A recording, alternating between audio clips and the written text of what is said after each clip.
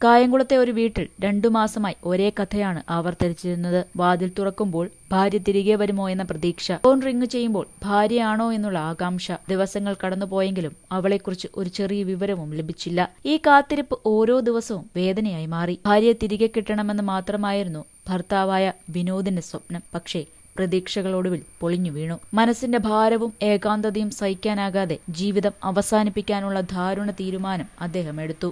ഭാര്യയെ കാണാനില്ലാത്തതിൽ ഉണ്ടായ വേദനയും നിരാശയും ഒടുവിൽ ഭർത്താവിന്റെ ജീവൻ കെടുത്തി.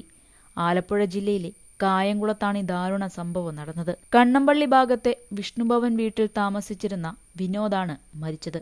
വിനോദിന്റെ ഭാര്യ രഞ്ജിനി കഴിഞ്ഞ ജൂൺ 11 രാവിലെ 11 മണിയോടെ ബാങ്കിലൊരു ജോലിക്ക് പോകുമെന്ന് പറഞ്ഞ് വീട്ടിൽ നിന്നും പുറപ്പെട്ടത്. പതിവ് പോലെ അവൾ തിരികെ വരുമെന്ന് വിനോദ് കരുതിയെങ്കിലും ആ ദിവസം മുതൽ അവരെ ആർക്കും കാണാനോ ബന്ധപ്പെടാനോ കഴിഞ്ഞിട്ടില്ല.